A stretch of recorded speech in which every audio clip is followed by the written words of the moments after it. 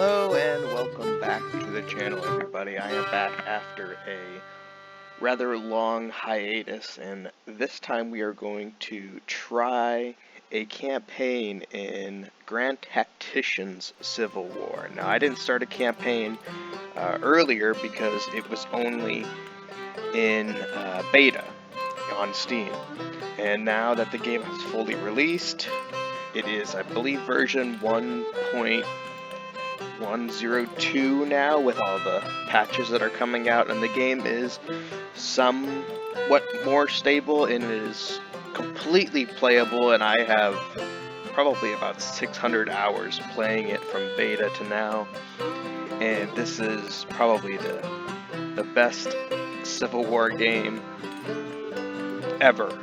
It goes so in depth, and I just can't wait for what the future holds for this game and its developers. We have started in the summer campaign of 1861 instead of the spring. I've heard that the summer campaign is a little bit more involved than the spring one. The spring one, you kind of build your armies right off the ground, which is true. I have tried it.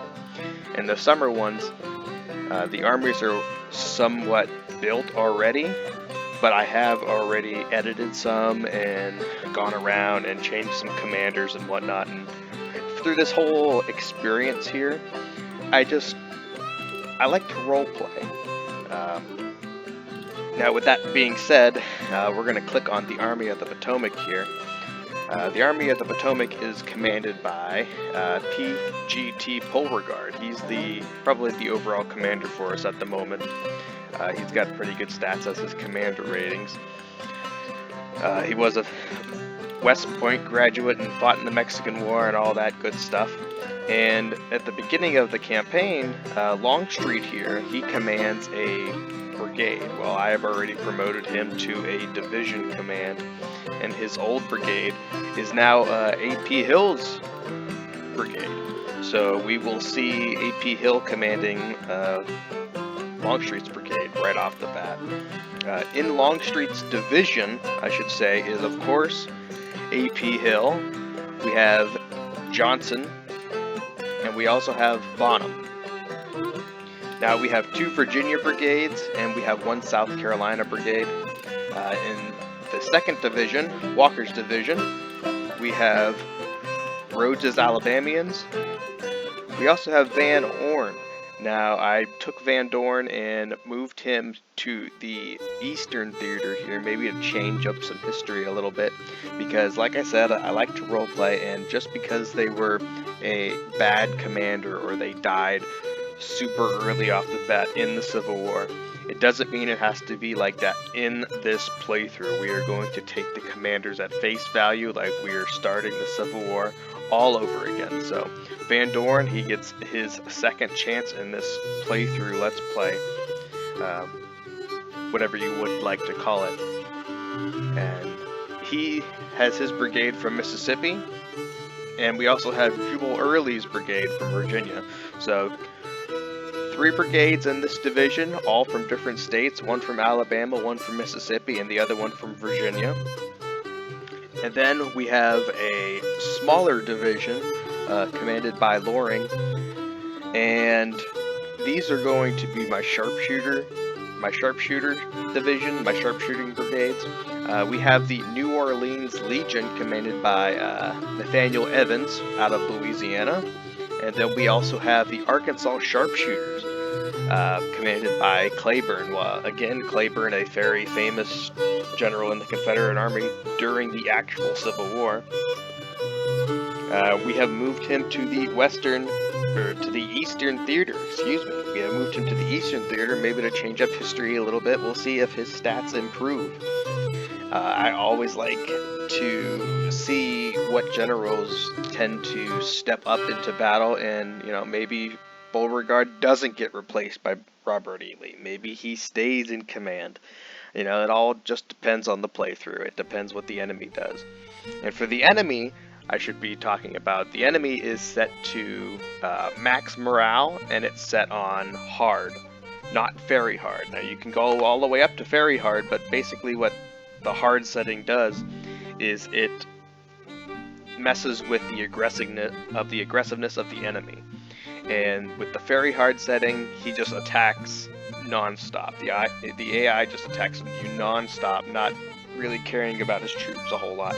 Now hard, he kind of does the same thing, but from what I've understood and what I hear, hard is kind of the way to go at the moment. I think a lot of people are also playing on normal as well.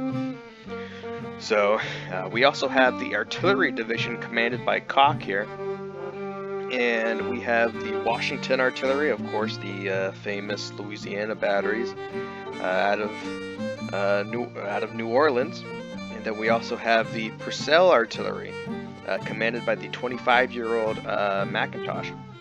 So we'll see how these guys go in battle. And for now, we only have 6-pounder field guns for our artillery. And same thing for basically all the artillery, because it's 1861. We don't have a whole lot of production going on. We haven't captured a lot of guns yet because we haven't even fought a single battle yet. Bull Run, his time frame is coming up here quite shortly, and I believe it's the 21st of July. Correct me if I'm wrong there, but maybe we won't even see a Bull Run. And for the sharpshooting division here under Loring, we have Mississippi rifles. The Mississippi rifles have a larger aim than your muskets or your rifled muskets. They have I believe like a 500 yard range with these Mississippi rifles. Now, we don't have a whole lot of rifled muskets, so for this army, I've just decided to give them muskets, and their range is not great. It is 250 yards. So we'll have to really upgrade our weapons here if we want to outlast this Union Army. So that is the Army of the Potomac here in Virginia, and we're going to move to our next army in Virginia, which is the Army of the Shenandoah. Now, in the start of the game, all of your brigades are placed under the army.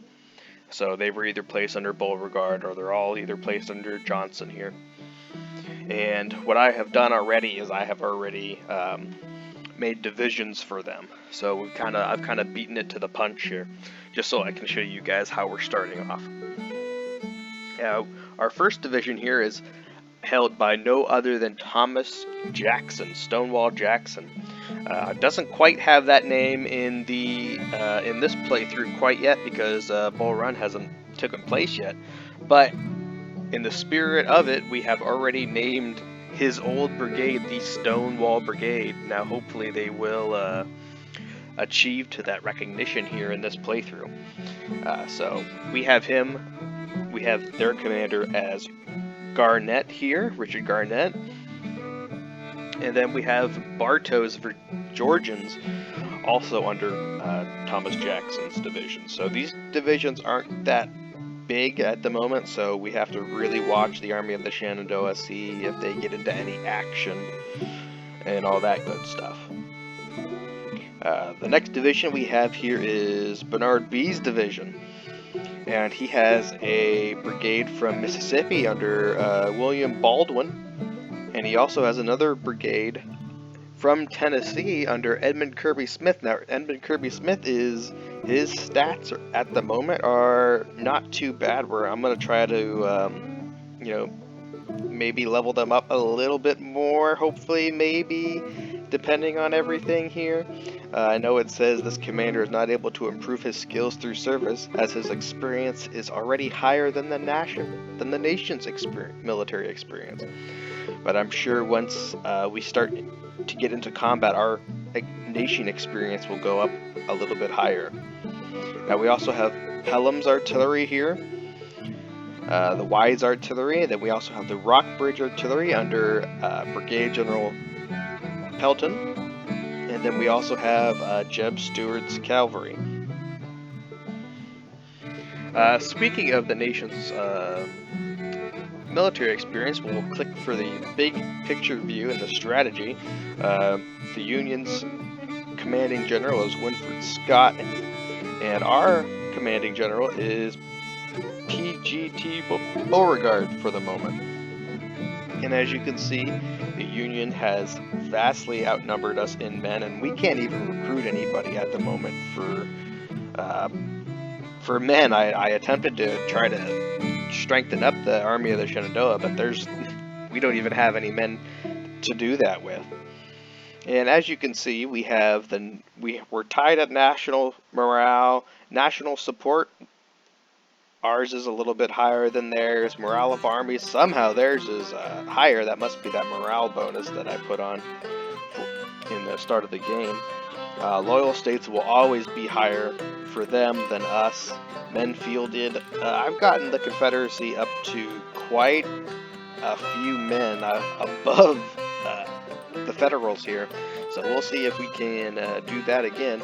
Naval tonnage, I don't plan on doing anything with the Navy. Maybe I'll do something on the Mississippi River in the west towards, in another video or something like that, but I don't plan on doing anything with our Navy.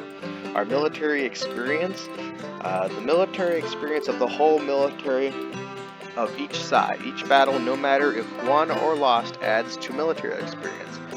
As the soldiers and commanders alike learn how to fight and train in this new kind of war, with military experience, more entrenchments can be constructed, and new commanders have better initial experience values. So we want our military experience to really get up there so our commanders can really start to get that military experience, to get their stats better. Battles won. Now these are the battles won. Like I said, I haven't played any battles yet. These are just battles that have already played out in the historical Civil War. And total casualties, as you can see, the casualties, they're pretty even. Yeah, they're stacking towards the. They got quite a lot of Confederate casualties at the moment. But I mean, just imagine both of these numbers going up in the first place, so we'll have to keep an eye on that for total casualties. In European relations, we have 20, which is awesome. Trade warfare, I haven't started the game yet, so it is at 0, and same thing with weapons industry. Now, for our policies, I have done the different policies for other than the historical start of the game for the Confederacy. Now, the historical start is on for the Union. They have the Free State of Kansas Act, they have the Industrialization Act, and they also have the Indians Wars Act, which gives both of us military experience and morale. The other one is, for us, we have Old Dominion, which gives us more morale in Virginia, which hopefully gives us more men in Virginia too, because that's where most of the fighting is going to be held. We also have Southern Industrialization, and then we also have the Southern Pacific Railroad. This just gives our credit rating a +2, and we also have a transportation capacity and construction speed of +25%. Now, I'm probably going to start here on the Industrialization Pact here, just because so we can start producing better things. So we're going to click this right off the bat here. We're going to start doing that. Now I'm not going to click on any more because you actually get a penalty if you click on too many things at once. Goods and trade, I'm not really versed with the goods and trade, but here's the screen for that. I'm not going to mess with anything on the goods and trade. Same thing with the production. I'm not going to mess with anything on the production screen. The finances, I like to mess with the finances a little bit. I like to bring trade war up a little bit more. I'll lower probably agricultural as industrial will start to go up. And maybe if we continue down the policies act here, we might even get to that point where we don't even need slavery. Slavery is going to die out during the Civil War, more than likely, if the Civil War continued and if the South even won the Civil War. Some historians have that aspect of things. But, this is a brand new Let's Play, so we'll just continue at it, and I fully anticipate us to sway from the different ends here.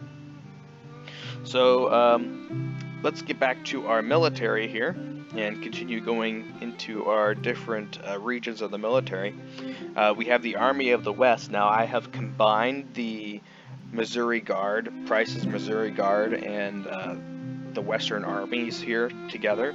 The Missouri Guard is basically clumped into one division here, and Price is leading that division, so it's the Missouri State Guard division instead of the Army of the Missouri State Guard. You know, not going to do much, but I like to concentrate my men together, especially since there's only like 600, 800, 600, 600 men in each of these brigades here. I mean, 600 men, that's barely even a brigade. I mean, 600 men, that's barely even a regiment. Regiments back then started out with 1,000 men in each one. So if we go from, and each of these little boxes here, so Wayman, Pierce, Clark, Sack, Parsons, McBride, each of these boxes here are brigades. Now, brigades during the Civil War were either 3 or 4 regiments, sometimes even 5 regiments into one brigade. So 600 is almost not even a regiment. So we have to get their numbers up. The other division here we have under Rains, we have Wayman, we have Pierce, Arkansas boys, we have Wayman's brigade from Missouri. The Missouri State Guard division under Price has the 1st Missouri State Guard, the 2nd Missouri State Guard, 3rd Missouri State Guard, and also the 4th Missouri State Guard.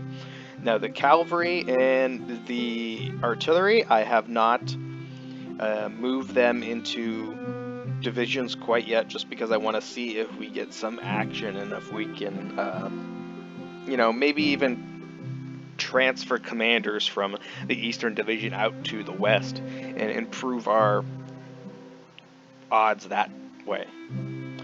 We have the Army of the Northwest. Now, the Army of the Northwest is right here, actually. The Army of the Northwest is in this, what is now West Virginia typed area. It's down in Beverly, West Virginia at the moment. And we have Taliaferro here with the Beverly militia, and we also have Stark with the Grafton militia. Once again, they only have 600 men in each brigade, so really barely even brigades here. And Stark, very interesting story about Stark. He's the highest commander killed at the Battle of Antietam. I believe he was a brigade general, and he was struck down near the East Woods down in Antietam, Maryland, or Sharpsburg, Maryland, depending on what side of the Mason-Dixon line you're on.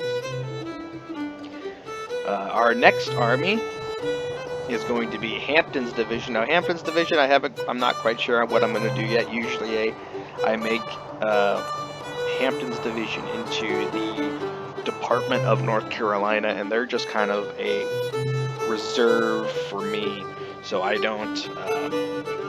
A lot of North Carolina troops go into this army for me, and they just kind of go all over Virginia depending on where I need them in Virginia. So they'll either be, you know, behind the front lines in Manassas, or they'll be behind the front lines in Winchester. And basically wherever they go, I'll need them.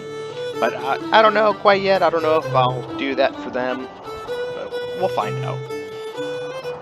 Our next army is the Army of Florida, commanded by Braxton Bragg, and he has a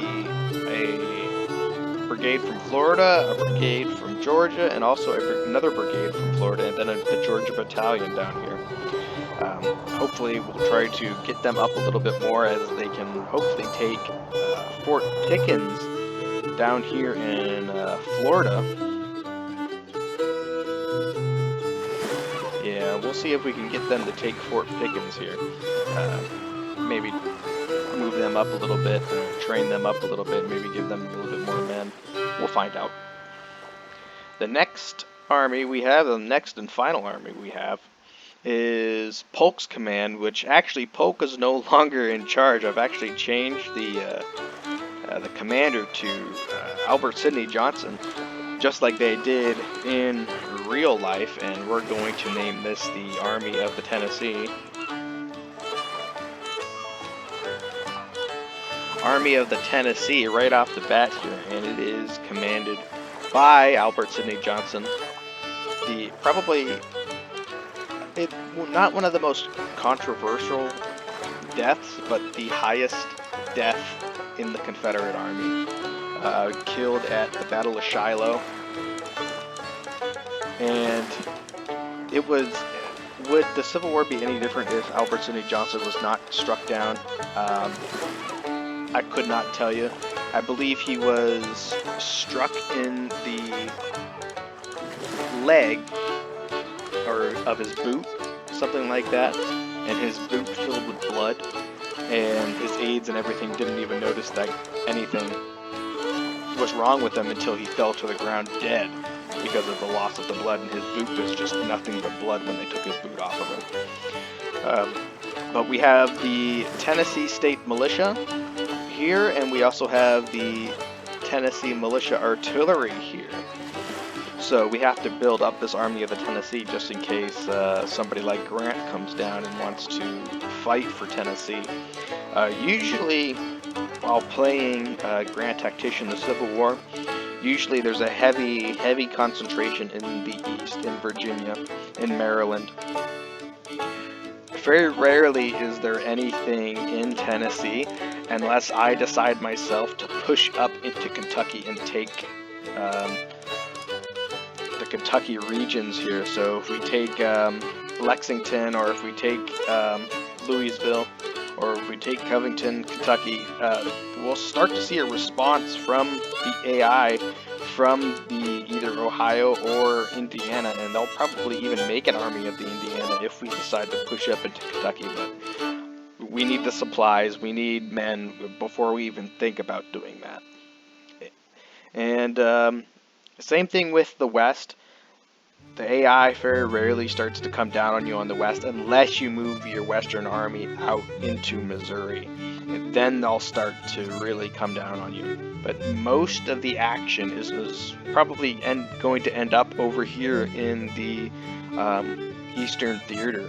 So that's why we really have to prepare for the worst here, here in Virginia. So this is going to be the first episode here, guys. Actually, even before I end the first episode, let's go ahead and start the game, you know? Might as well. And there it is, Civil War. Further southern states succeed. Confederate armies are on the move.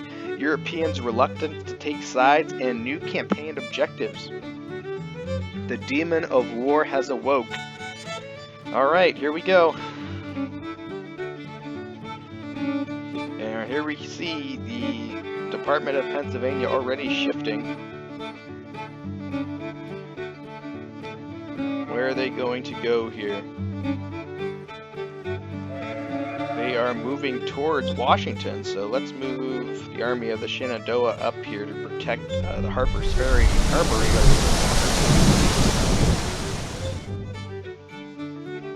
Because we do not want to lose any of our current armories here. And it looks like we're going to see our first action maybe here at Manassas. Let's pause real quick. Now I know Magruder isn't going to be in any position to help us out, but just maybe.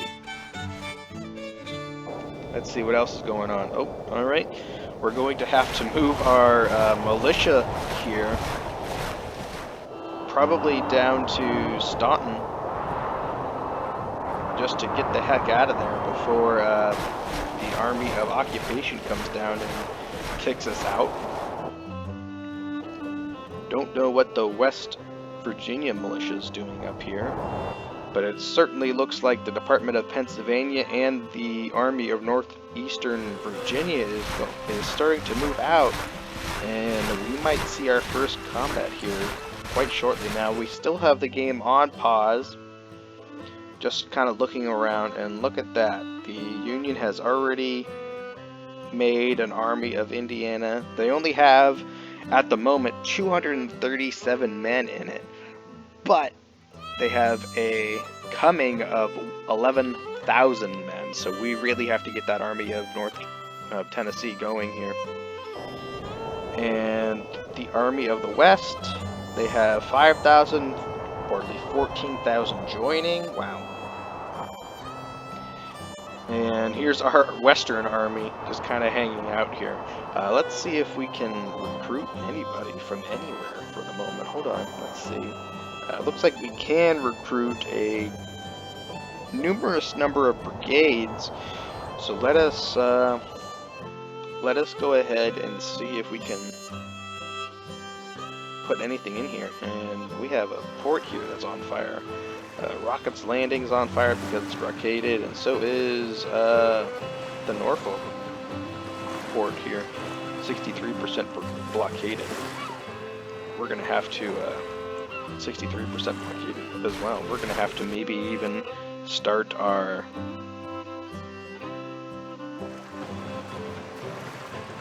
some navies to unblockade our ports here. I don't like being blockaded like that. That's not very cool. But, okay, let's see here. Let's go ahead and start building up our army here in Tennessee if we can, and we can. Now, I like to recruit smaller sized brigades because they do start to swell over time up to 3,000. You can have 3,000 in a brigade, and I like to spread out my brigades as I continue to recruit them, and I also like to go in and change their color of their uniform and stuff like that. I just think it's kind of fun.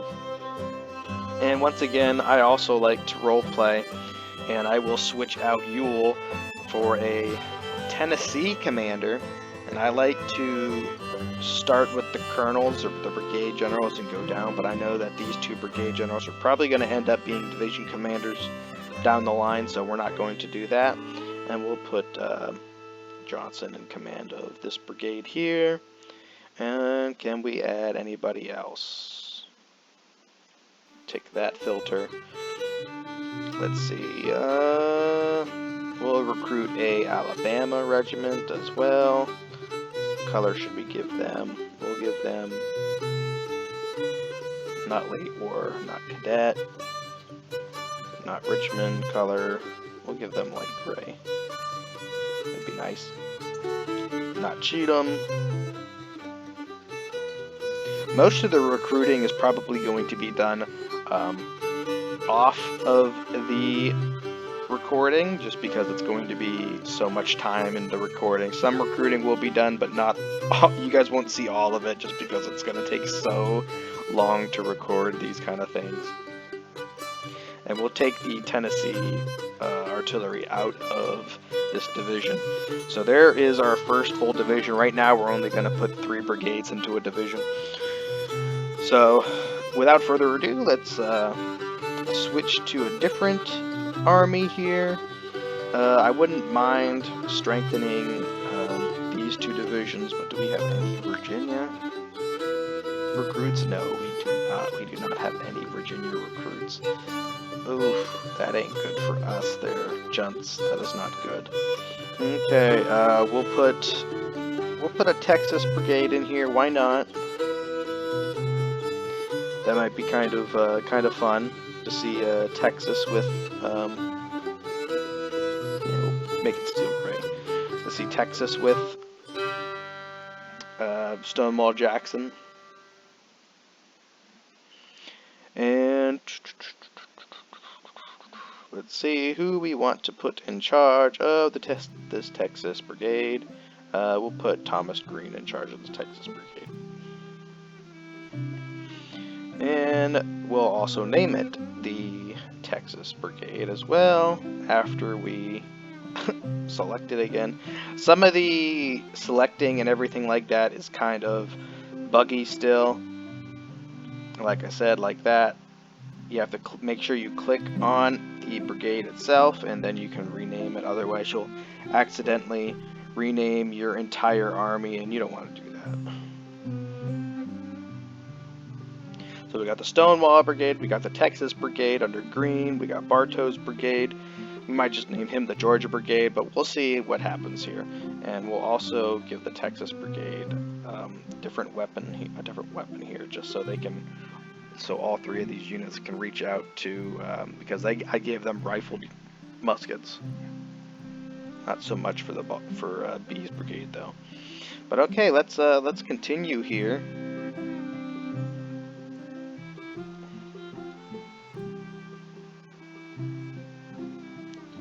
And here we go. This will be our first battle, and it is going to be Irvin McDowell versus the Army versus PGT Beauregard here in the Battle of Bull Run, and this is almost just right on schedule here. So I will see you guys in the next video, where we will take on our first major engagement of this war. 32,000 men versus 18,000 men. So, alright guys, good luck, stay safe out there. I'll catch you guys in the next one. Bye.